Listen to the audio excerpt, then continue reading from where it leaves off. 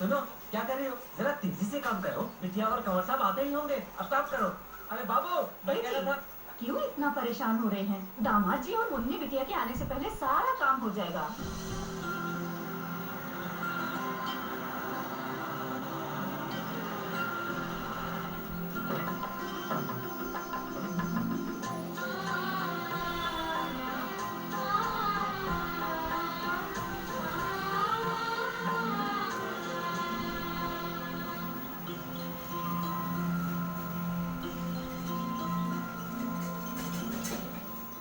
क्या बात है भूपति, आप खाना क्यों नहीं खा रहे?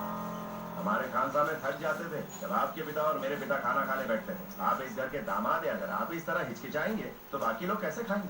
भाई ये तो हकीकत है।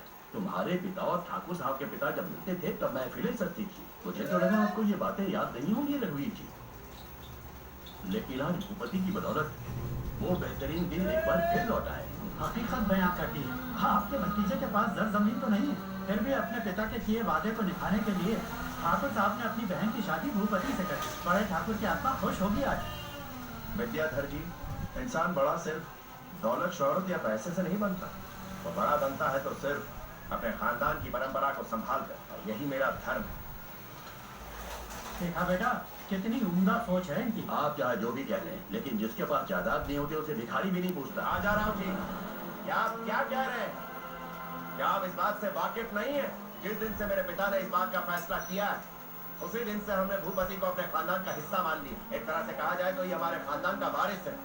हम अपने रीति रिवाजों और परंपराओं को अहमियत देते हैं। झूठी शान से हमारा कोई लेना देना नहीं। मेरा ये मकसद नहीं था।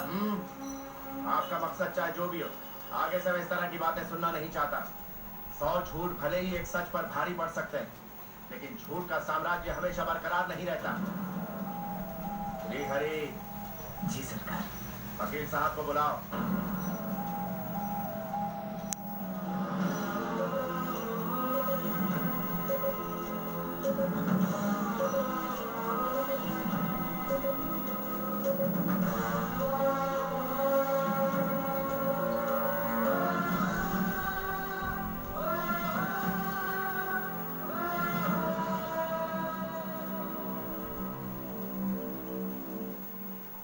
वकील साहब। जी ठाकुर साहब। मेरा एक एक लफ्ज और से सुनकर वसीयत तैयार करना।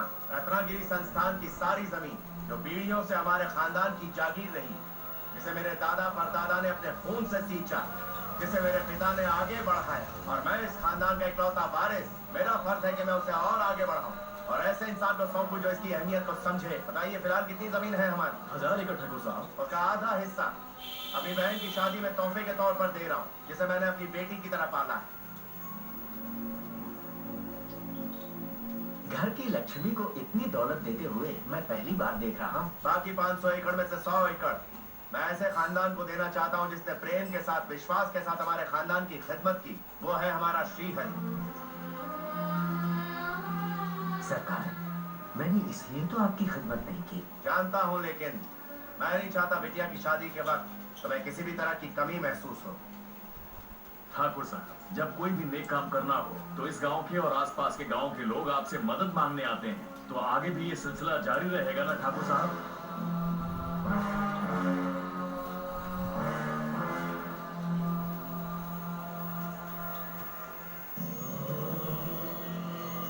वकील साहब, मेरी एक और भी ख्वाहिश है।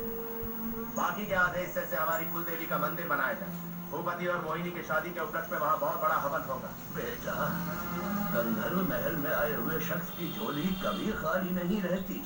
ये तुमने साबित कर दिया। आज तुम्हारे पूर्वजों को तुम्हारे लिए गए फैसले पर फख्र हो रहा होगा। बहुत खूब ठाकुर साहब, आप वाकई रहमदिल हैं। आपने हंसते हंसते सब कुछ दान कर दिया।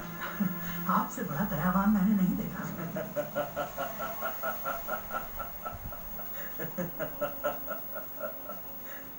क्या तमाशा चल रहा है?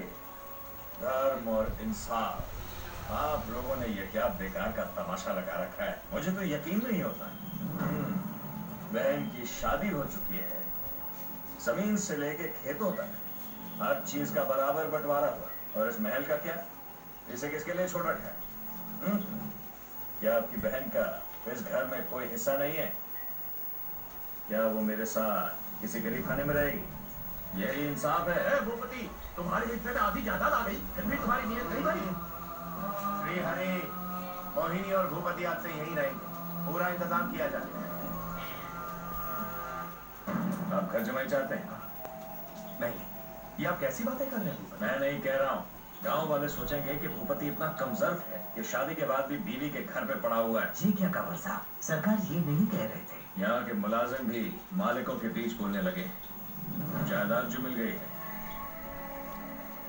मैं अपने ससुराल में मोहताजी की जिंदगी नहीं जी सकता। तुम्हारा भतीजा ये कैसी बातें कर रहा है? इसकी मत मारी गई है क्या? इस महल के टुकड़े कर इसमें दरार डालना चाहता है? जवाब दो भूपति, ऐसा क्यों कर रहे हो? आपको समझ नहीं आ रहा है क्या चाचा? मैं चाहता हूँ महल के बीच एक दीवार खड़ी हो जाए और इसके 2 हिस्से हो जाए। खामोश! बस बहुत सुन चुका मैं। आपसे ये उम्मीद नहीं थी भूपति।